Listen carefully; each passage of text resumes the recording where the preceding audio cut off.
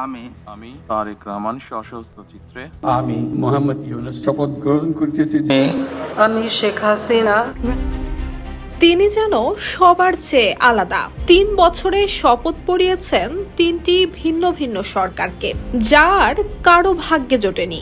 আবার কখনো ফেসবুকের একটি কমেন্ট দিয়ে হয়েছেন আলোচনার কেন্দ্রবিন্দু। তার পদত্যাগের দাবি তুলেও বারবারই ব্যর্থ হয়েছে ছাত্র জনতা। তিনি যেন দেশের রাজনৈতিক ইতিহাসের এক ব্যতিক্রমী অধ্যায়। তবে সেই অধ্যায়ের সমাপ্তি হচ্ছে। পদত্যাগ করতে যাচ্ছেন রাষ্ট্রপতি মোহাম্মদ শাহাবুদ্দিন।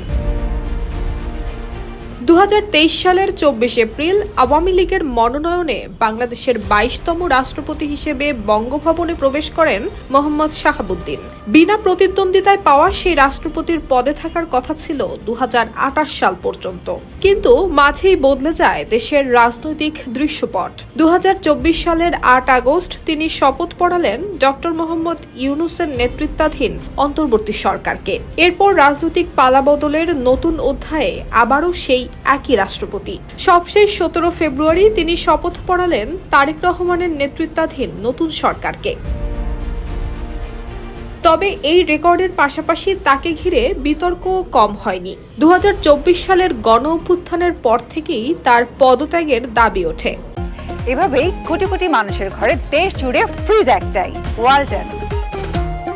ছাত্রনেতারা বঙ্গভবন ঘেরাও সহ বিভিন্ন কর্মসূচিও পালন করেছেন, যদিও অন্তর্বর্তী সরকার তাকে সরানোর কোনো উদ্যোগই নেয়নি। ২০২৫ সালের ডিসেম্বরে শাহাবুদ্দিন নিজেই জানিয়েছিলেন নির্বাচনের পর সুবিধাজনক সময়ে পদত্যাগ করতে চান। পরে বিএনপি সরকার দায়িত্ব নেয়ার পর তিনি বলেন, সরকার চাইলে থাকবেন, না চাইলে স্বেচ্ছায় সরে দাঁড়াবেন। তবে এবার সেই অপেক্ষার অবসান ঘটল। জানা গেছে, নতুন রাষ্ট্রপতি নির্বাচিত না হওয়া পর্যন্ত সংবিধান অনুযায়ী স্পিকার ভারপ্রাপ্ত রাষ্ট্রপতি হিসেবে দায়িত্ব পালন করবেন। রাজনীতির মঞ্চে বহু চরিত্র আসে, অনেকেই ইতিহাসে জায়গা করে নেন। তবে ৩ বছরে ৩ সরকারকে শপথ পড়ানো রাষ্ট্রপতি হিসেবে মোহাম্মদ শাহাবুদ্দিনের অধ্যায় নিঃসন্দেহে বাংলাদেশের রাজনৈতিক ইতিহাসে আলাদা হয়ে থাকবে।